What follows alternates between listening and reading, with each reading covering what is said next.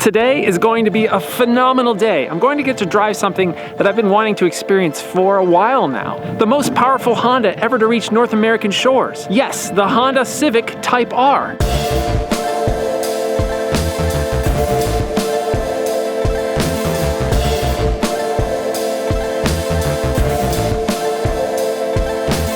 I'm so excited about this car. Just look at this thing. Just look at this thing. Oh no. I'm sorry about that. It's just that this car is, it's just a little hard to look at.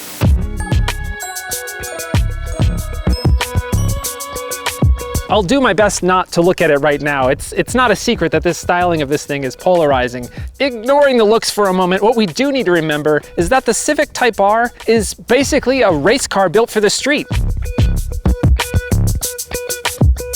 There's already a ton of reviews about the Type R, so I'll try not to rehash what's already been said. Instead, we'll take this front-wheel drive monster on some back roads and see how it fares on a little road trip. Is this a car that you can live with every day? Is this a car that you'd be happy to take on a long journey? Let's find out. We'll start on some of these back roads just outside of Los Angeles, and then we'll head up to Tehachapi, California to visit the engineering marvel known as the Tehachapi train loop. Let's go.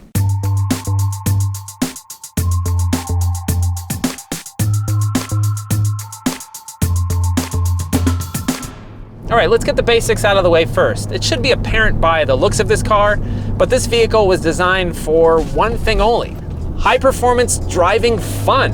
The 2-liter 4-cylinder makes 306 horsepower. The car provides over 1 G of lateral grip. 0 to 60 time is just a touch over 5 seconds, making it nearly as quick as a Ford Focus RS.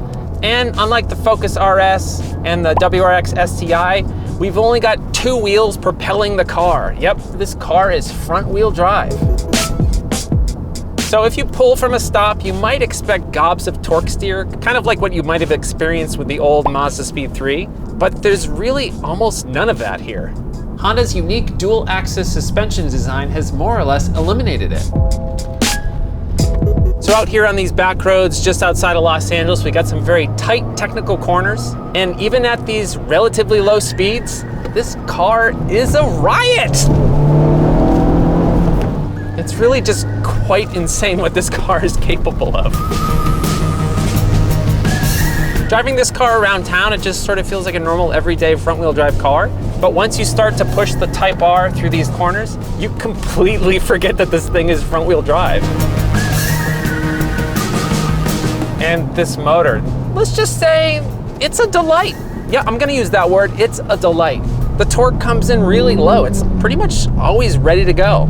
And there's just a small, very, very small amount of turbo lag. It's almost imperceptible. And this transmission is fantastic. The shifts are crisp. There's nothing vague about this at all. And I've been driving around in sport mode so far, and I'll put it into plus R mode. What that does, it stiffens up the adaptive dampers and stiffens up the steering effort, which is really nice. It's really quite nice. Now the sounds that you're hearing in this car, it's mostly engine noise. There's very little exhaust noise that you can hear, which I find sort of interesting considering the loud nature of the exterior design of this car. You would expect the exhaust note to kind of match that, but it's kind of quiet, and I actually prefer that.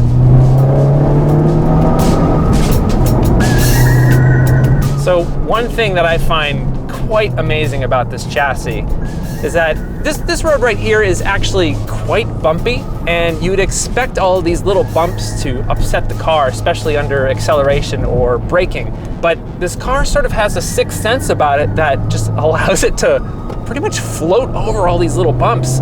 It doesn't upset the chassis at all, which I find just thrilling. I'll say it. I mean, it really is just a ton of fun and really, really easy to drive quickly. This car is fun. I'm not even going that fast either. Just a touch over the speed limit, and I'm having such a good time.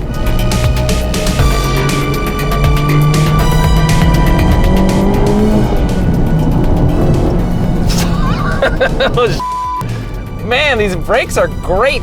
I need to pop open my thesaurus and find all of the words that mean great, because I'd like to say all of them right now.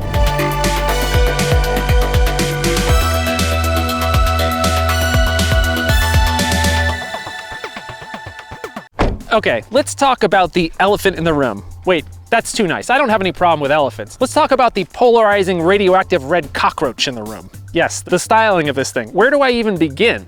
Let's start with the front end. It's fine. It's fine, even with the fake plastic grills. And it's important to remember that this car has a boatload of functional aero, starting with the splitter right here. I'd say this angle here, the 3/4 view, is probably the Civic Type R's best angle. Best. I mean, it's still like, yeah. And the profile, it's fine. It's fine, sure. It's fine, I guess. But then it just sort of all goes to hell here in the back. I mean, it's cringeworthy. I mean, hold on a second. It is important to note that a fair amount of the over-the-top nature of the design is not superfluous. Back here we have more functional aero, the rear diffuser, and the vortex generator that guides air to this hilariously ridiculous rear wing. Maybe if I was 13 years old, I'd love the way this car was designed. Maybe I'm getting too old for over-the-top stuff like this.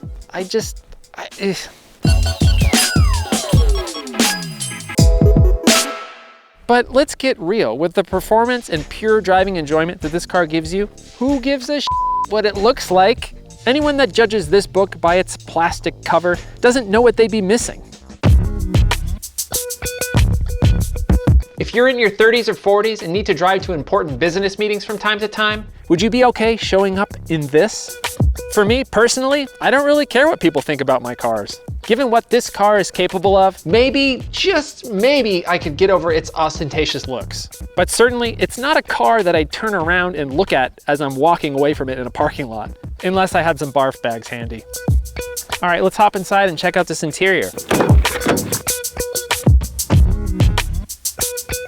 So it's not so subtle in here either. It is very, very nice, but there's lots of red everywhere. You've got red seat belts, the Type R emblems, aluminum shifter, carbon fiber everywhere, and these absolutely fantastic seats. You climb over and kind of sink down into the seat. And there's a lot of support to hold you tightly in place as you're going around the twisties. Other than those accents, the interior here is very similar to a standard Civic, which is a good thing. The Civics have great interiors. I'm 6'3" and pretty thin, and I fit in here really well. I've got lots of headroom. I can see how the seats would fit a wide number of frames pretty easily. I've got long legs, and I don't even have to have the seat all the way back to drive this thing. I have it up a little bit, so there's a lot of space in this little car. It's got a really nice steering wheel. It's got great feel. The only thing that I noticed that's a little cheap on the 2018 models, these buttons are pretty cheap feeling. The 2019 models add a volume knob. This 2018 model is lacking that, which makes it a little bit less user-friendly. Literally, the absolute first thing I tried to do when I sat in this car was to reach for a volume knob and turn it down because it was too loud. And there's no volume knob there. This is the worst. This is the worst. And the actual infotainment system, while the stereo sounds great, actually using the maps and all that stuff is really not a great experience. So you're probably best off just plugging in your phone and using CarPlay or Android Auto. Let's hop on the back. So you only get 2 seats back here instead of the standard Civic's 3. Legroom is okay where my seat is positioned right now. If it was back all the way, it'd be a little tight, but it's acceptable on a road trip for a tall person. Lots of headroom back here and pretty comfortable seats. This thing is huge. Loads of space for activities.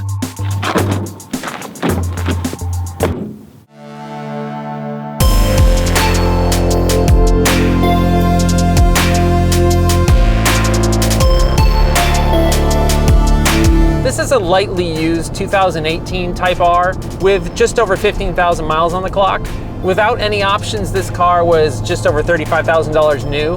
I think this particular one had a bunch of dealer installed options that bumped it up to almost $50,000. That's kind of a lot of money for a Civic. Other than the exterior styling, which is not my favorite, there really isn't much to dislike about this car. There is a fair amount of road noise and tire noise, but this is based on an economy car after all. honestly, that and the infotainment system, those are really the only things that I don't like about this car. I might just have to buy one of these things.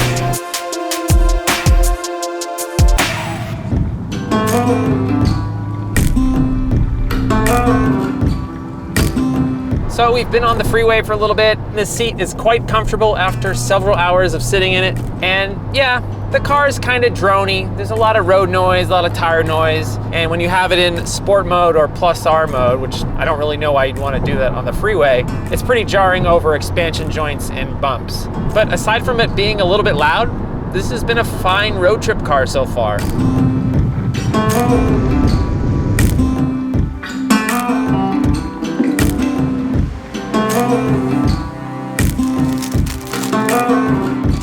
Lots of space for junk food.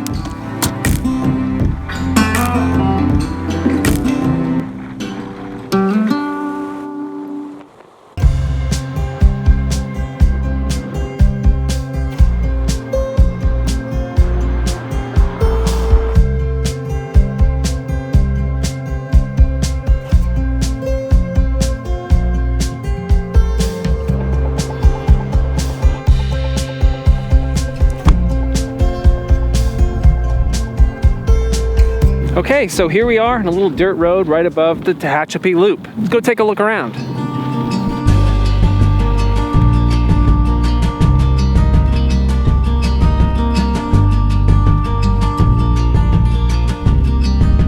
We're just under 2 hours away from Los Angeles in the Tehachapi Mountains in Kern County. And right over there is the Tehachapi Loop, a nearly 1 mile long spiral that was designed and built to help trains climb the grade through the Tehachapi Pass. The design allows for a 77-foot gain in elevation over a relatively short distance. Any train over 4,000 feet long will pass over itself while traveling around the loop. So if you're not familiar with the history, you might be thinking, okay, this is just train tracks in a big loop. What's the big deal? This section of railroad, the loop, the 10 bridges, the 18 tunnels, were all created with mostly manual labor. So picks, shovels, horse-drawn carts, and blasting powder, that's it. So back when this was created, it was an incredibly impressive feat.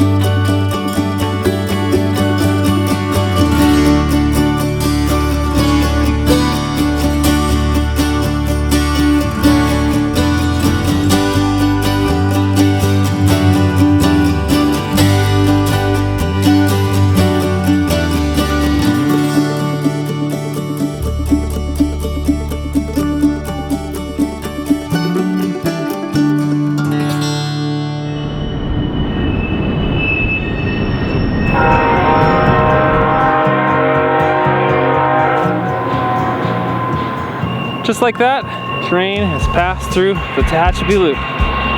Pretty cool sight.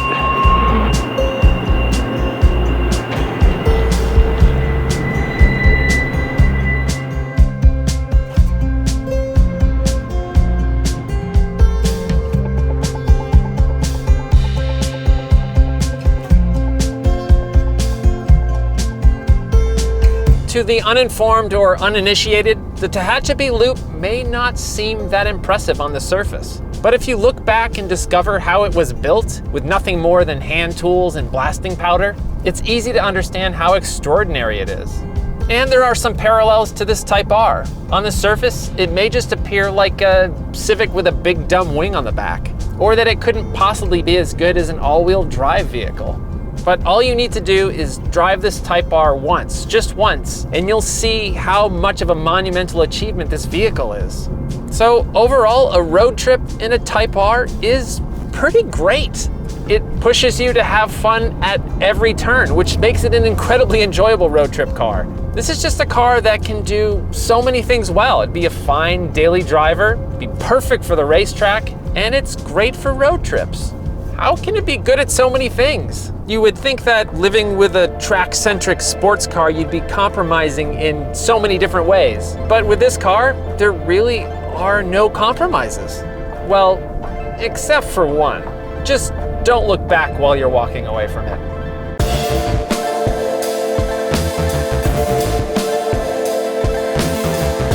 Thanks so much for watching. If you're new here, please consider subscribing. And if you've been watching my videos for a while, thank you. If you've been enjoying these videos and you'd like to show your support, please consider visiting my Patreon page, where for as little as $2 a month, you can help fund the creation of new videos and get some cool rewards. Thanks so much for watching. See you later.